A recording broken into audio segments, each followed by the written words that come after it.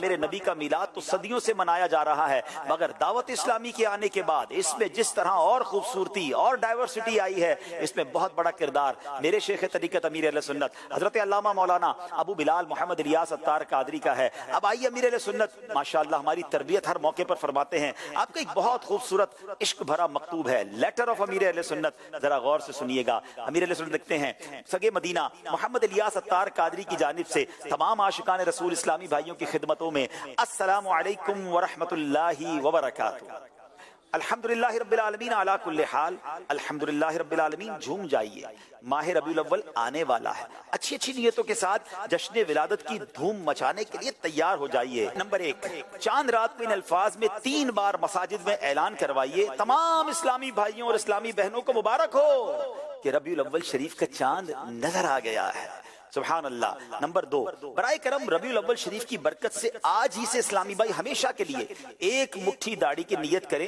یاد رہے کہ مرد کا داڑھی منڈانا یہ ایک مٹھی سے گھٹانا حرام، اور فوراً توبہ کر کے اس گناہ کو ہمیشہ کے لیے چھوڑ دینا ضروری ہے۔ نمبر 3، سنتوں اور نیکیوں پر استقامت پانے یعنی ہمیشہ عمل ہوتا رہے، اس کا بہترین فارمولہ یہ ہے کہ تمام اسلامی بھائی آج کیا کیا عمل کیا، اس کے متعلق روزانہ اپنے اعمال کا جائزہ لیتے ہوئے نیک اعمال کا رسالہ پر کر کے ہر انگریزی ماہ کی پہلی تاریخ کو اپنے یہاں کے ذمہ دار کو جمع کروائیں۔ تقویٰ کا انمول خزانہ ہاتھ آئے گا اور عشق رسول کے جام بھر بھر کر پینے کو ملیں گے۔ دعوت اسلامی کے ذمہ داران سمیت تمام اسلامی بھائی نیت کیجئے کہ ہفتہ وار مدنی مذاکرے میں شرکت یعنی سوال جواب شروع ہونے سے کم از کم 1 گھنٹہ 12 منٹ اور ہفتہ وار سنت و بر اجتماع میں رات گزاریں گے۔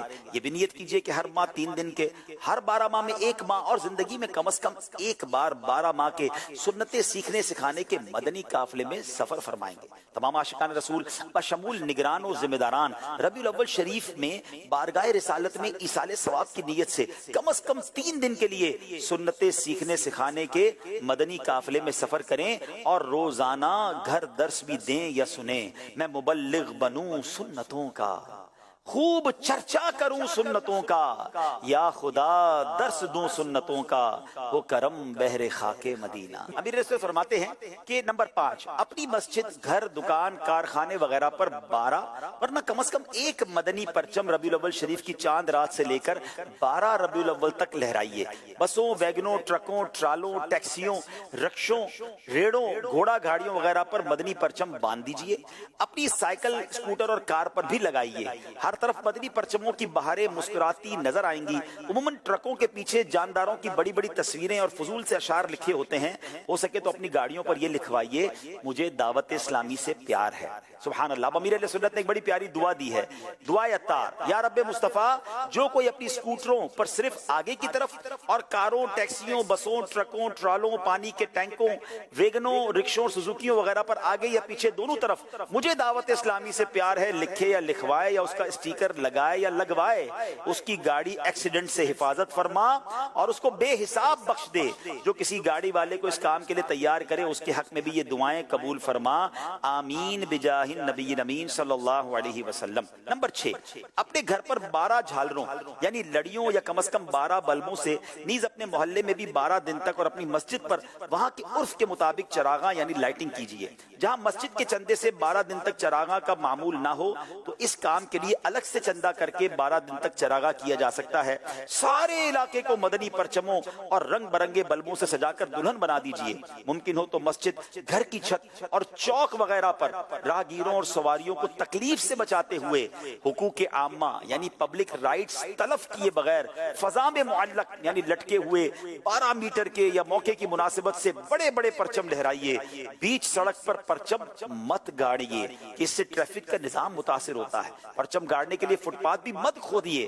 خبردار گلی وغیرہ میں کہیں بھی اس طرح کی سجاوٹ نہ کیجیے جس سے لوگوں کا راستہ تنگ ہو اور ان کی حق تلفی ہو اور دل آزاری ہو۔ سبحان اللہ۔ دیکھیے امیر اہل سنت کی تعلیمات کیسی ہیں، وہ فرما رہے ہیں یاد رہے ان سجاوٹوں کے لیے بھی بجلی چوری کرنا حرام ہے، لہٰذا اس سلسلے میں بجلی فراہم کرنے والے ادارے سے رابطہ کر کے جائز ترکیب بنائیے۔ تو یہ ہے میرے پیر و مرشد جو ہمیں سمجھا رہے ہیں کہ میلاد منانا ہے، شریعت کی باؤنڈری کے ساتھ منانا ہے اور دھوم دھام سے منانا ہے۔ 11 ربیع الاول کی شام کو ورنہ 12ویں شب کو اچھی اچھی نیتیں کر کے غسل کیجیے، ہو سکے تو عیدوں کی عید کی تعظیم کی نیت سے لباس، امامہ، سربند، ٹوپی، سر پر اوڑھنا چاہیں تو سفید چادر، پردے میں رہ کر پردہ کرنے کے لیے چادر، مسواک، جیب کا رومال، چپل، تسبیح، عطر کی شیشی، ہاتھ کی گھڑی، قلم، قفل مدینہ پیڈ، یعنی جو بھی آپ کے استعمال کی چیزیں ہیں ہر چیز ہو سکے تو نئی لیجئے۔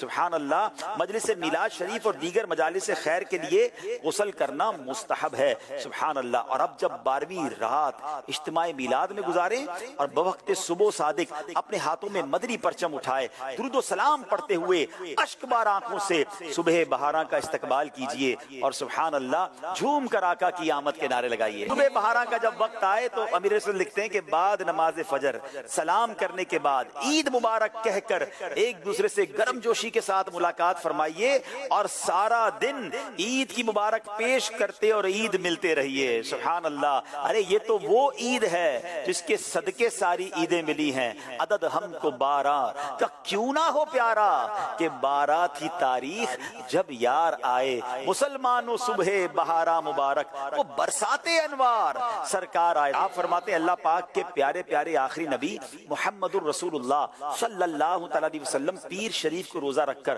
اپنا یوم ولادت مناتے رہے۔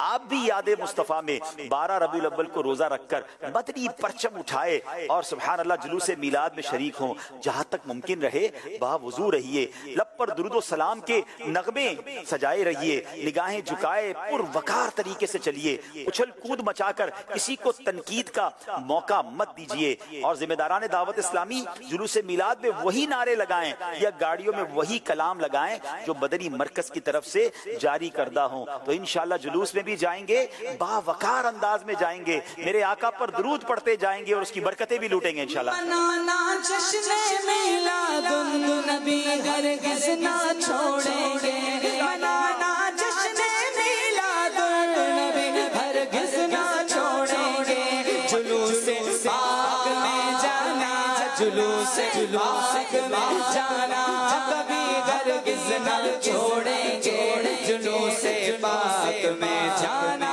کبھی ہرگز نہ چھوڑیں گے۔ انشاءاللہ